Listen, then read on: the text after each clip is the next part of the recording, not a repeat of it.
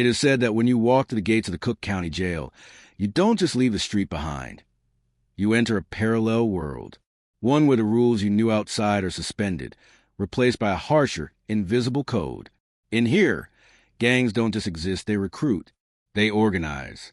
They thrive in the spaces official oversight forgets. They carve out power among the bars and bunk beds. Tonight, we go inside that world. We lift the curtain on recruitment networks inside this massive facility, how street gang allegiances are transposed, how alliances shift, how desperation meets ambition behind razor wire and steel doors. We speak with former inmates, corrections veterans, law enforcement insiders. We trace the journey of one young man, from the streets of Chicago to his first night inside the jail, and into a gang initiation that changed his life forever. This is the story of how the jail becomes a recruiting ground, how control is fought over bunk rows and recreation yards, how hope dies, and how new hope, for the wrong reasons, is born. Stay with us, because what you're about to see may change how you view the walls, the bars, and what happens within them. This is Recruiting Grounds, Gangs Inside Cook County Jail. Before we dive in, if you care about real stories from inside the world's toughest prisons, hit that like button. Share this video so more people can understand what truly happened behind the walls of Cook County Jail. And don't forget to subscribe, because every week we uncover the hidden worlds most people never see. Now, let's step inside the recruiting grounds, where gangs don't just survive, they evolve. Welcome to the Hotel California. When you approach the western wall of the Cook County Jail, the facility that looms large between 26th Street and California Avenue on Chicago's South Side, time seems to slow. On one side, the city pulses with life. On the other, the razor wire coils glint in the afternoon sun like silent sentinels. The Marshall Project +2 CBS News +2. Locals call it the Hotel California, because once you check in, you may never really leave. The Marshall Project. At any moment, someone is being booked. Someone is awaiting trial. Someone is serving a sentence. It's home to thousands of detainees at a time, one of the largest single-site jails in America. The Marshall Project +1. But this story is not about booking and sentencing alone. It's about what happens after you're inside, about the power structures that invisibly dominate the tiers, the bunk rows, the recreation yards, the alliances that form when you're stripped of other identity markers, the recruiting that happens in the cold and in transit among men waiting for their fate. To understand how recruitment happens in Cook County, you first have to understand the environment, physical space, and atmosphere. From the moment you enter, you feel the hum. Guard posts, steel doors, worn linoleum corridors, the distant clink of chains. You smell the institutional scent of bleach and mold, of closed quarters and stale air. Daylight is limited. The outside world becomes a memory. Your survival depends on adaptation. In that environment, gang affiliation isn't just a matter of identity. It becomes protection. It becomes a currency. It becomes a way to assert value in a place where you've been stripped of everything. Gang presence in the jail. The jail's administration knows it. In 2016, the gang calling itself Savage Life emerged inside the jail, described by the sheriff as bizarre because it comprised members of different street gangs who outside might have been enemies, but inside coalesced around a shared purpose: chaos. WTTW Chicago News +1. One corrections official described the group. The name kind of says it all. Their goal is to have a savage life. CBS News. They protected each other. They attacked officers. They carved out spaces of control. They recruited, and the administration responded with segregation, special housing units, bed space rentals outside the facility. WTTW Chicago News +1. Why recruitment? You arrive at the jail, charged or convicted, stripped of your street identity, your neighborhood. You're surrounded by strangers, many of whom carry the same desperation you do. You're young, maybe scared. You're in transit. You need allies. A gang member sees you new, sees raw potential, a blank slate. He offers protection. He offers belonging. He offers status. These become magnets inside. But the process is not always overt. It can happen in whispers, in corners of the rec yard, in cleaning crews, in chapel programs. A nod here, a handshake there, a promise of something more than waiting. First night jitters. Imagine you're 19 from the west side of Chicago. You've been arrested on a serious charge. You're being remanded to Division 9. Your family has dropped you off. You're processed, you're fingerprinted, you're given a jumpsuit. You're led to a cell block crowded with bunk beds and flickering lights. You hear the hum of the fluorescent light overhead. You hear voices in the corridor. You hear slamming doors. You hear the guard's voice over the PA. And then you see the other men.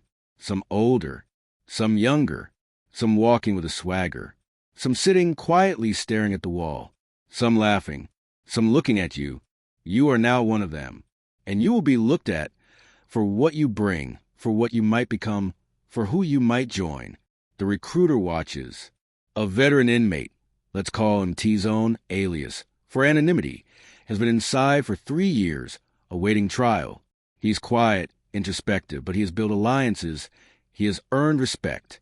He walks the tier, nods to the younger guys, quietly surveys the arrivals. He knows the administration won't stop everything. He knows there are gaps. He steps into the rec yard where the new arrivals are assembled. He listens to their names being called.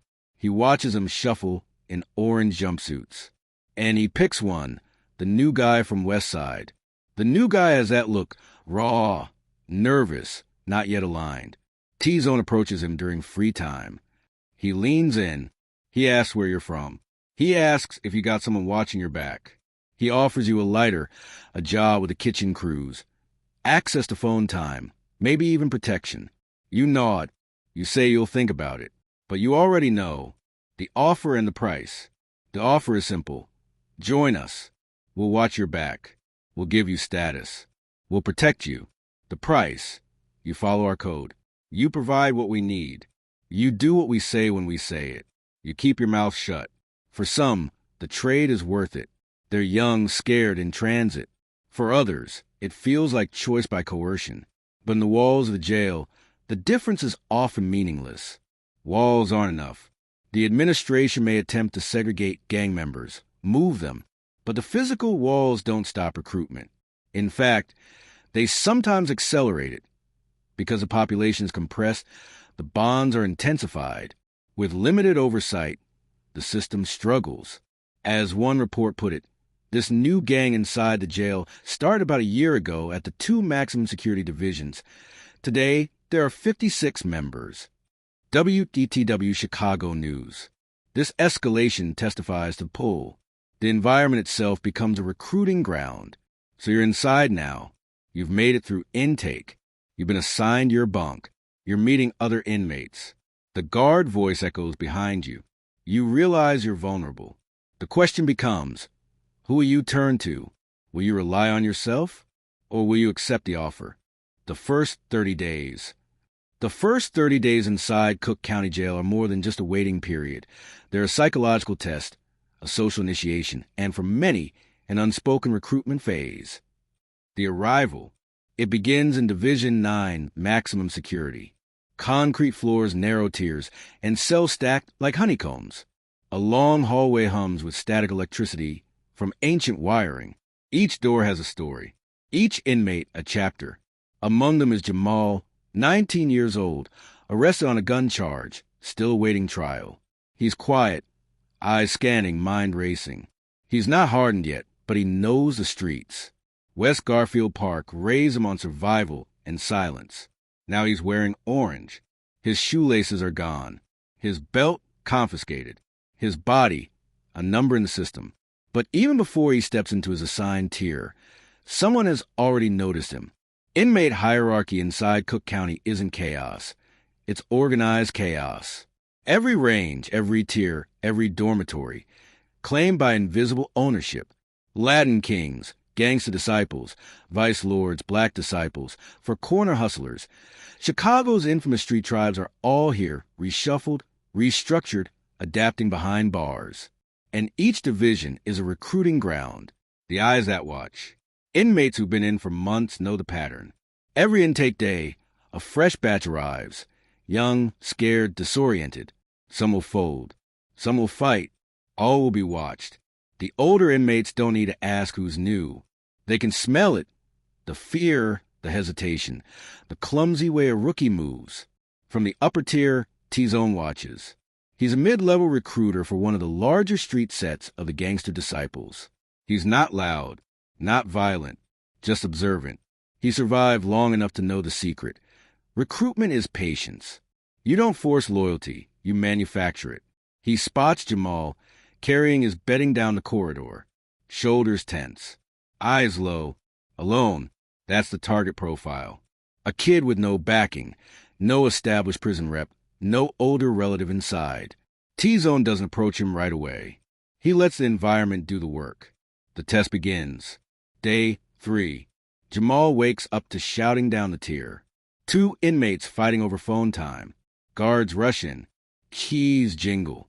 Commands bark. For Jamal, it's the first taste of chaos. He keeps his head down. Later that day, he goes to chow. He sits at the end of a metal table, away from everyone. That's mistake number 1. Inside Cook County, where you sit tells people who you are. Eating alone signals weakness. Sitting at the wrong table signals disrespect. Halfway through his meal, an older inmate leans in. Yo, you knew, right? Where you from? Jamal hesitates. Garfield. The man nods slowly. Aight, you cool. But the look that follows is a scan, checking his tattoos, his accent, his clothes. No identifiers. No crew marks. He's unaffiliated. That word spreads faster than contraband. By the end of the week, 2 different sets have made small contact. One in the laundry room, one during rec. Small gestures. A lighter, a spare pair of socks, a cut of food, each one a hook. The psychology of recruitment. Recruitment inside Cook County doesn't look like a movie initiation. It's subtle, psychological grooming. Step 1, identification. Find those alone, scared, or disconnected. Step 2, dependence. Offer help, protection, food, phone time, friendship. Step 3, validation. Create loyalty by fulfilling needs the system denies. Step 4, obligation. Once they've accepted your help, you own a piece of them. It's a cycle that's repeated every week. A shadow economy of protection and belonging. Former correctional officer Lieutenant Marcus Hale, who worked in Division 9 for over a decade, once told reporters, "The jail is like a living organism. You cut off one head, another grows." We'd move leaders to different tiers. Within a week, they had new soldiers. Recruitment never stopped. It just evolved. The invitation.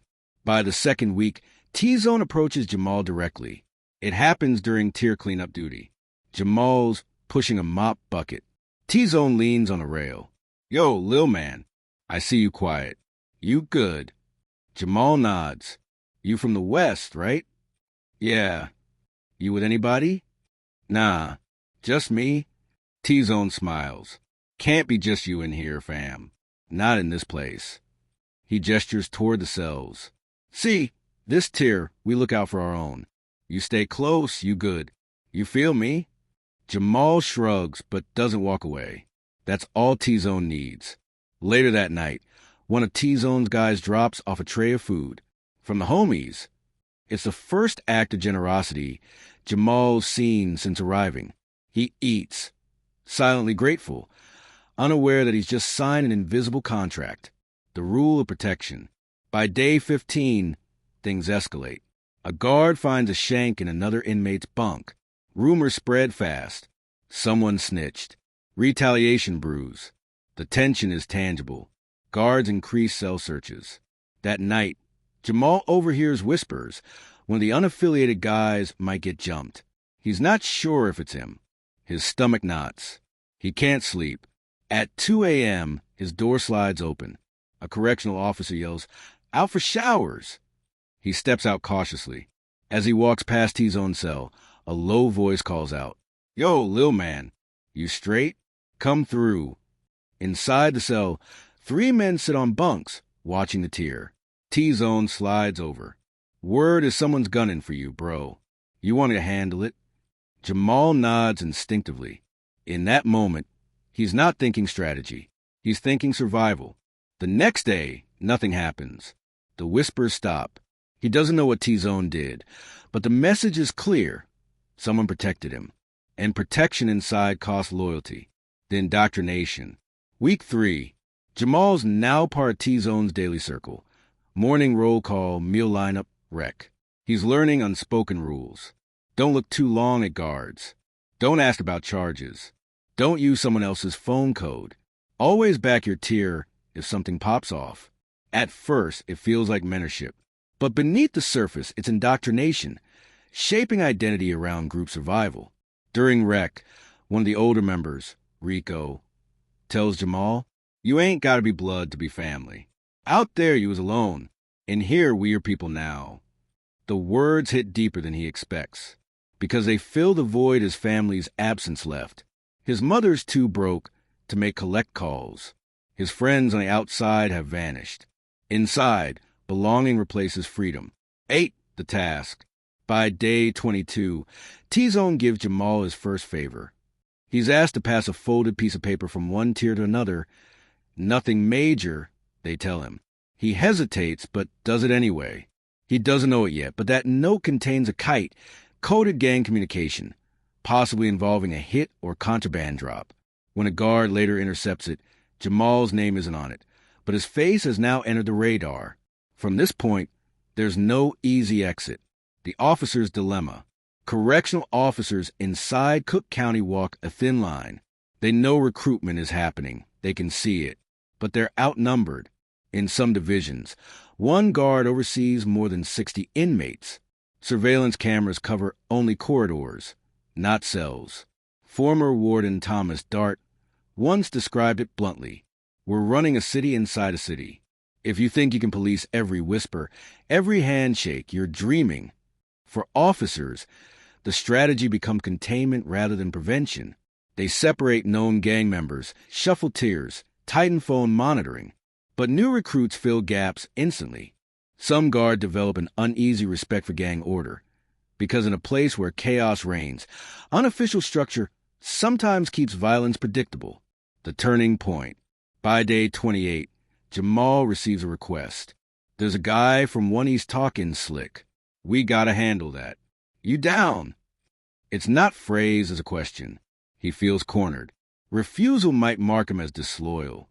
Agreement might trap him permanently. In that instant, the recruitment process is complete. It's no longer about choice. It's about survival under social pressure. That night, during rec, the altercation happens, short, fast, violent. Fists fly. Guards rush in. Sirens blare. Jamal ends up in segregation. A disciplinary write-up. 2 cracked knuckles. And an invisible badge of belonging. He is now officially put in work. He's one of them. The unseen consequence. Inside the solitary cell, Jamal sits in silence. He replays the last 30 days. He realizes how seamlessly he was pulled in. He didn't plan to join. He didn't want to belong. But in Cook County Jail, belonging finds you. The system may be designed for detention, but it also incubates the very cycles it claims to control. In the first 30 days, one young man's fight for safety turned into allegiance. But what comes next, the hierarchy, the discipline, and the politics of control, will reveal how gangs sustain their power, even when surrounded by concrete walls. The chain of command. Behind every gang operating inside Cook County Jail lies a structure, a hierarchy that mirrors corporate efficiency, refined by decades of confinement and adaptation. It's not just chaos, it's organized governance. To understand how recruitment sustains itself, you have to understand how the chain of command works behind the bars. The hierarchy inside. Inmates often say, "This place runs itself." And in a way, it does. The jail's population averages between 5,500 and 7,000 detainees on any given day. Nearly half have alleged or confirmed gang affiliations. But gang doesn't mean disorganized violence. It means systematic governance under pressure. At the top of every set inside, whether it's the gangster disciples, vice lords, Latin kings, black peas, stones, or four-corner hustlers, sits a shot caller. This person functions as a manager distributing orders, A diplomat, negotiating peace or retaliation. A recruiter, identifying potential assets. Under him are the lieutenants and runners. They handle the day-to-day operations, collecting commissary, managing smuggling routes, enforcing discipline, and keeping the hierarchy intact. Below them, the soldiers, the enforcers, the messengers, the ones who carry the weight. At the bottom, the prospects, the new recruits. Every gang division inside the jail mirrors its street counterpart, but adapts to incarceration's conditions, replacing turf with tiers and territory with control of movement and resources. The currency of power. Inside Cook County, money is not always cash. It's commissary, phone time, and information. A pack of ramen noodles, a few honey buns, or access to a phone can become economy of favors. Recruiters use these as leverage. Want protection? It'll cost you, maybe in food, maybe in loyalty. Phone time is even more valuable. The phones on each tier are lifelines to the outside world, but they're also tightly controlled by whoever dominates that section. One former inmate said in an interview with WBZ Chicago, "If your sec got the phone, you good. If not, you better pay up or shut up." For new recruits, phone access is often their first taste of gang generosity and later, their first form of debt. Information, meanwhile, travels faster than contraband. Rumors about who's snitching, who's getting transferred, who owes money, these form the oxygen of the underground. And controlling information means controlling fear. Leadership by discipline. Contrary to public perception, most gang structures inside the jail enforce strict discipline. Reckless violence attracts unwanted attention, and attention brings lockdowns, searches, and broken supply lines. For leaders, maintaining order is crucial. A shot caller might issue rules such as no unauthorized fights without approval, respect store calls, schedule commissary distribution, keep interactions with guards minimal and strategic, no snitching under any circumstance. Breaking these rules can lead to punishment, ranging from beatings to forced isolation by peers. One ex-inmate, Marcus Tone B., recalled, "Inside, it's not about being the toughest. It's about who can keep the peace while staying feared. The ones that act wild get replaced fast.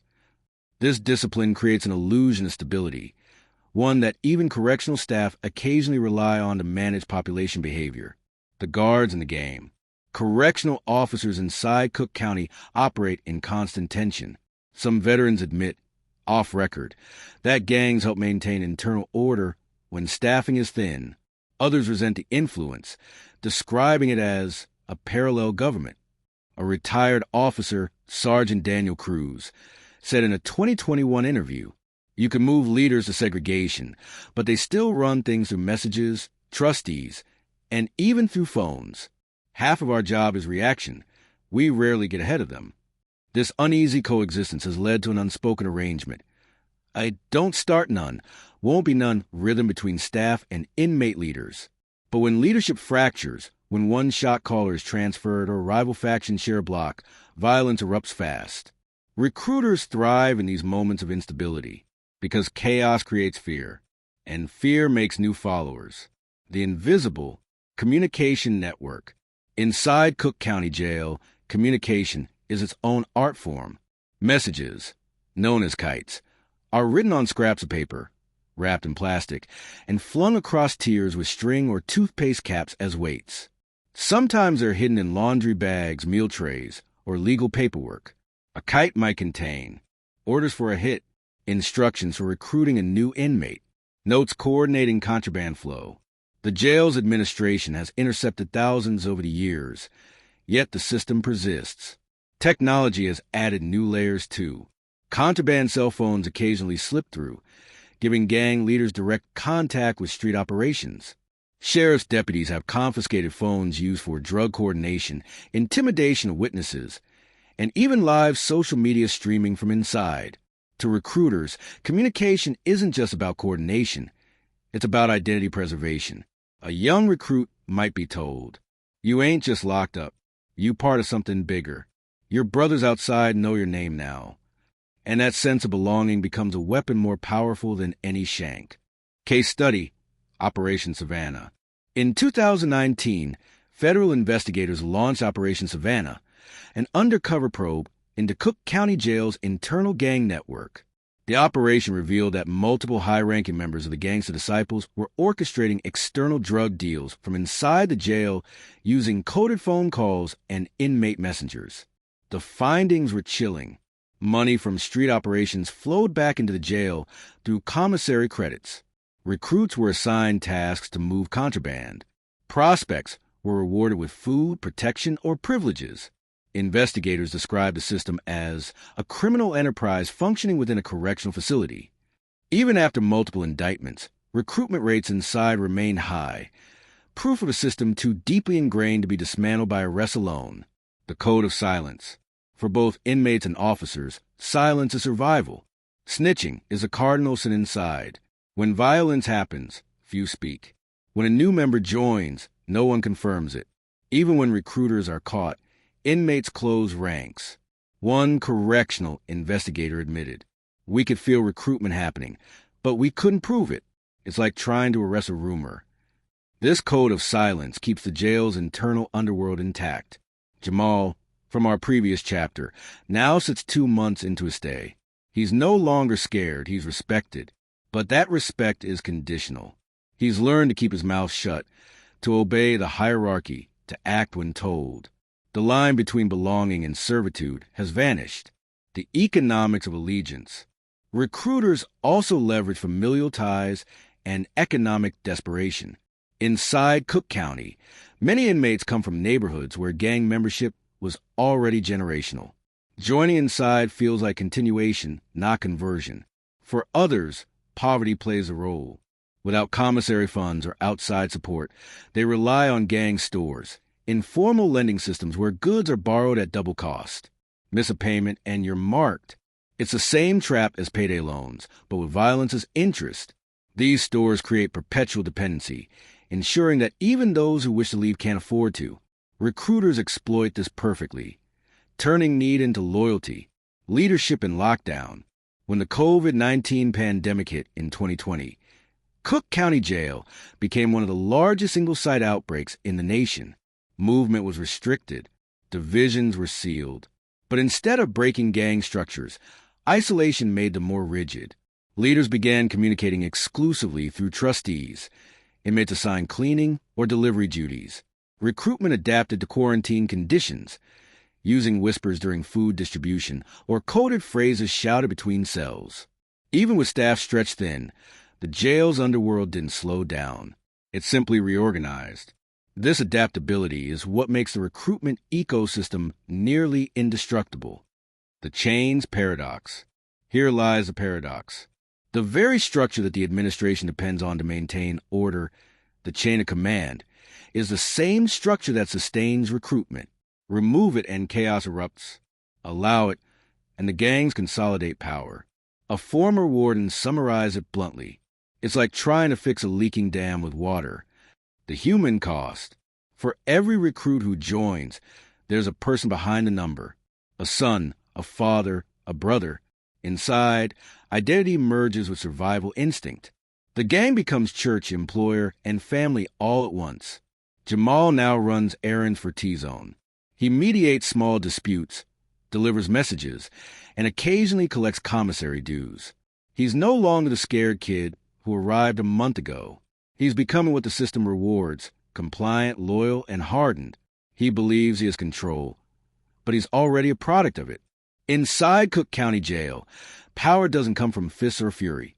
It comes from structure, a hierarchy that mirrors the outside world, built from survival, discipline, and fear.